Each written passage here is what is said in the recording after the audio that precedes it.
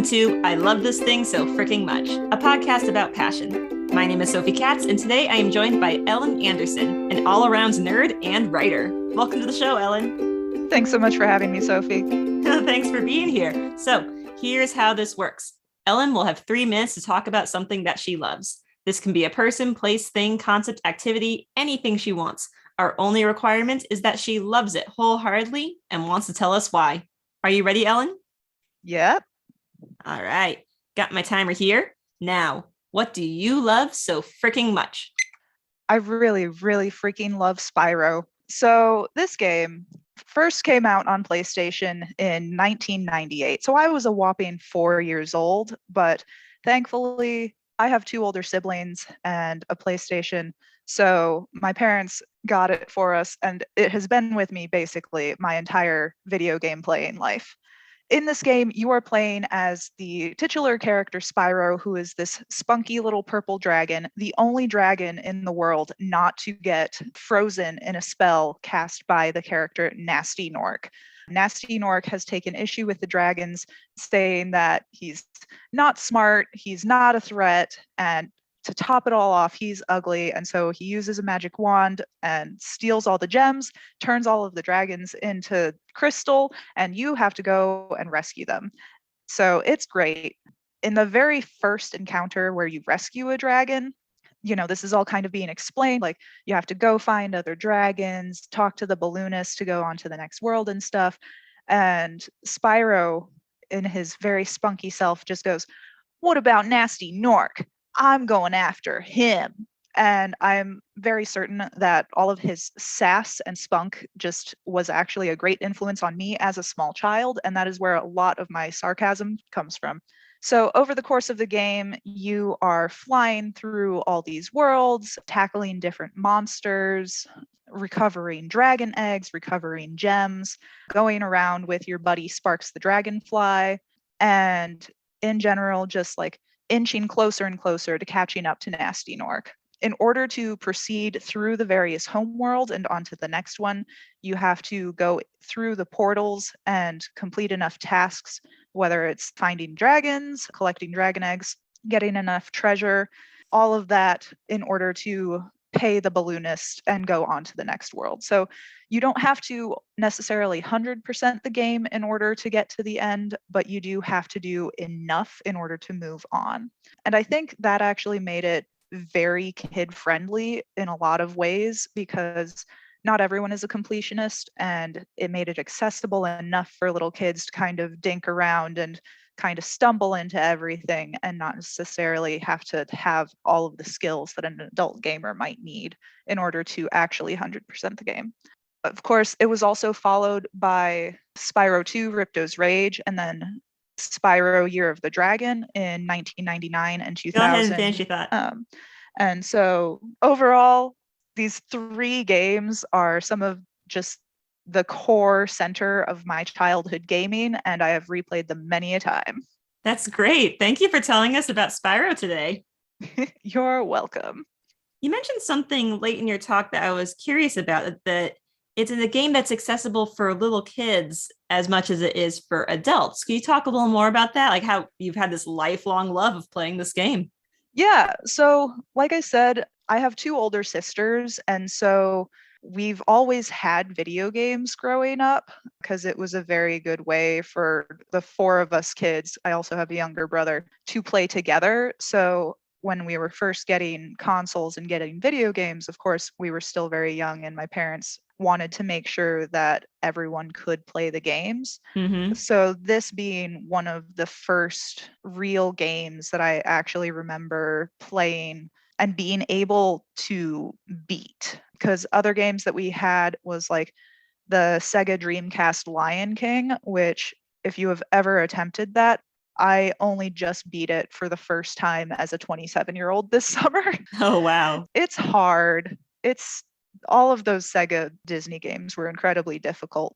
There's also games like Rayman that were coming out around this same time that I'm pretty sure the game developers were on something, because I still haven't beaten Rayman as an adult. It's like they're rated E for everyone in that they're fun, they're cartoony, but it does take a lot of skill to actually be good at them and beat the game. Whereas with Spyro, it's really fun, it's cartoony, you have this very sassy purple dragon as your main character who likes to make jokes. And because you don't have to be a completionist, you're not necessarily needing to learn more skills to progress through the game. You don't even have to go to necessarily every single level in the game in order to get to the end and defeat Nasty Nork. So I guess that's what I mean by it's accessible to all levels of gamers, because it's just not so dependent on your ability to find everything or even the patience to find everything. Because as someone who has 100%ed all 3 games a couple times, it takes time if you don't have a walkthrough or you don't have that memory skill to remember where every single item and gem is hiding. So being able to leave a level and still have a few hundred gems lying around is not the end of the world. And I think that's pretty great. Yeah, it sounds like this game leaves it open to you. If you love it really and want to spend a ton of time playing it, then there's a lot of stuff to go around and look at and find. But also, if you want to get in and out and have a quick little game, it works like that too. Mm-hmm. And I know, obviously, speed running is kind of a very certain subset of gaming culture nowadays. Mm-hmm. I haven't really gotten into that. The first game, for example, I think I usually can beat it 100% in about 6 or 7 hours. But there are speedrunners who can do it in an hour, 30 minutes or something. Oh, wow. And I can't fathom doing it that fast because I just don't have the memory of where everything is or the pathways to get my time down that much. I can only assume that if you're taking just an hour and a half to play the game, then you might miss some of the character details that you mentioned, loving Spyro's attitude so much. Yeah, you definitely don't sit there and listen to every time you wake up a dragon, for example, there's a little bit of dialogue there. And some of the dragons, it's really simple. All they do is say, "Thank you for releasing me." But some of them have really great lines. There's one where he's talking about these vultures who are just hunkered down on him and ends up talking about, I bet they'd be nice with a pinch of salt. And and that's his closing dialogue. And I love all of these dragons. Some of them are incredibly funny or sassy. So if you're speed running the game in an hour and a half, then you have probably heard all that dialogue many a time. But, for me, it's just, definitely have my favorite dragons that I will actually listen to all of their dialogue. And I mean, that's just the first game of the series, too. I do think that Ripto's Rage is actually my favorite game because that's when we're introduced to actual NPCs who you talk to throughout the rest of the game. Mm-hmm. So you meet Elora, who is a fawn, you have the professor, and then you have Hunter, who is a cheetah. And so that's kind of your core group of NPCs that are helping you throughout Ripto's Rage as you try and take down Ripto. Ripto is trying to take over the world of Avalar, specifically because it's free of dragons. So when you are accidentally summoned through the portal, he takes great offense to the sudden presence of you, Spyro. So there's a good amount of sass in that one. When you come out into the first home world of Summer Forest, there's a nice little cutscene where you're being introduced to all the characters. And Spyro is like, "What are you, some kind of goat?" And Elora goes, "I'm a fawn, you dork." So when I say that these games are certainly some of the basis for the sass that I imbue as a person, I think it's very true. It sounds like it to me. The second game is very much where you are introduced to NPCs who follow you throughout other games as well. Hunter and the Professor show up in game 3, as well as I think a few of the PlayStation 2 and Game Boy Advance games. So it's definitely a great series. I think the other games that are not by Insomniac, who was the original developer. There's definitely some worth there, but most of my fondest memories come from these first 3 games, for sure.